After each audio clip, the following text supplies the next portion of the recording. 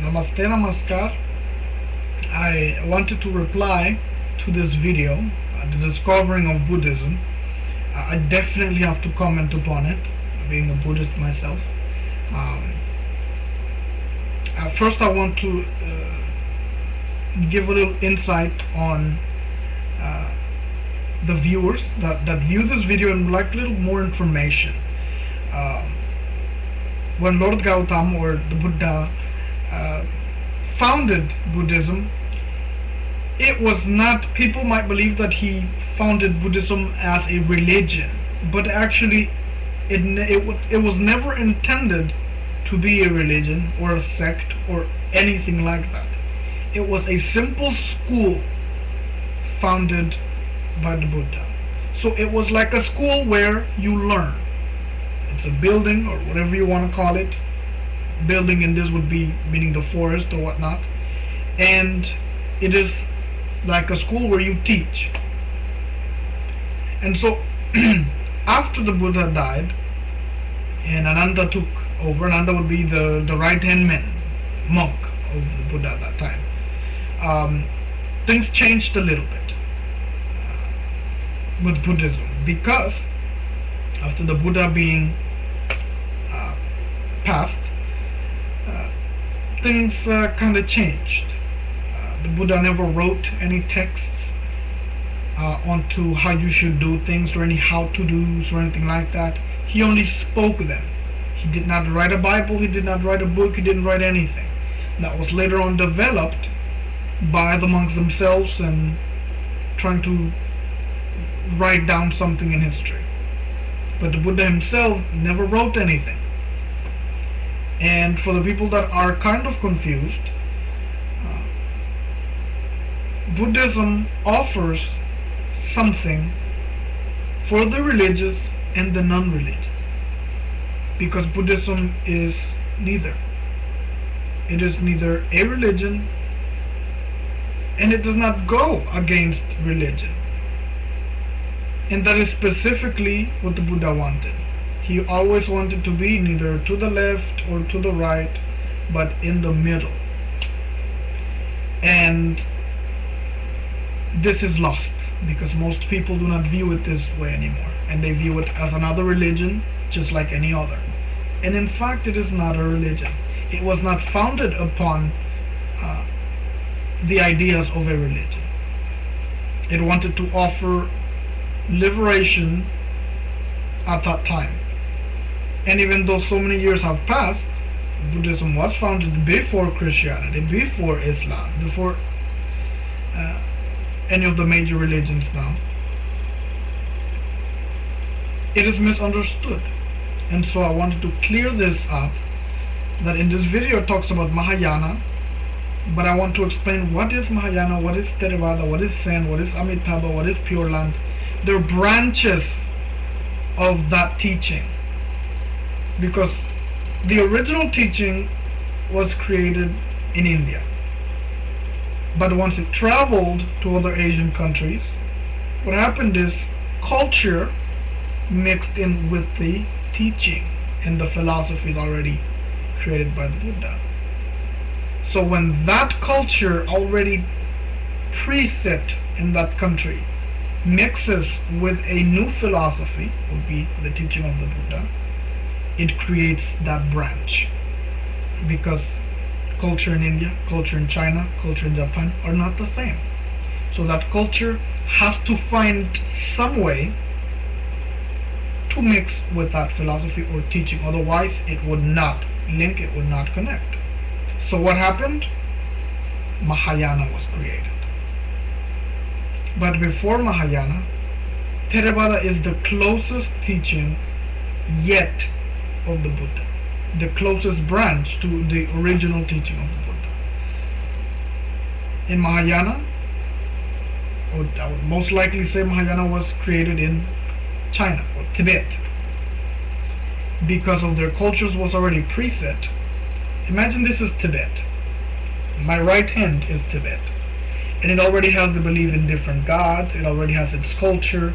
It has its belief system, but doesn't have an actual religion or in a specific way or name to call it. And here comes Buddhism along, the monks traveling through. Okay, what happens is this teaching has to link with that country's culture to be able to get accepted. So now what happens?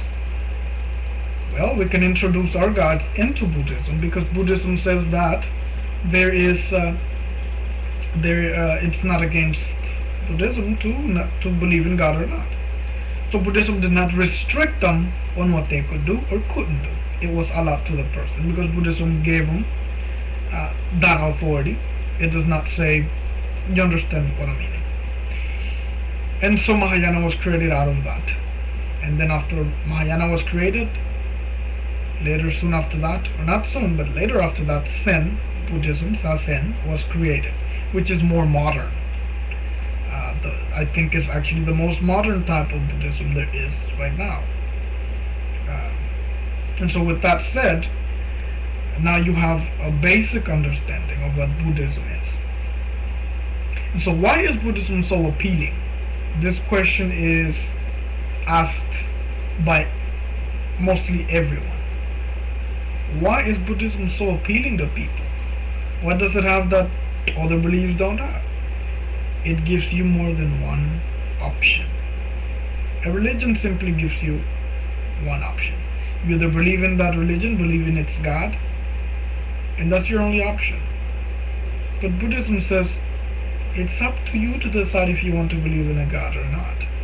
Buddha certainly isn't a God, but he's still worshipped as a great person that already passed away. It's like giving thanks to your dead ancestors. Do not confuse that with praying with it or worshipping it. Alright? Let me give you a perfect example. When a dear family member dies, you burn their remains and you put it inside of a container, right? And it remains in that container. So believe it or not, that container now becomes an idol. When you come to it, you touch it, you talk to it, you get emotional, you cry, you believe that that person is in that object. And so when you see people bowing down to the Buddha statues and things like that, you may think, oh, they're worshipping it. No, not at all. And why Buddhism is appealing is very simple indeed. You already know, I already explained it. People that are appealed to Buddhism are not just anybody.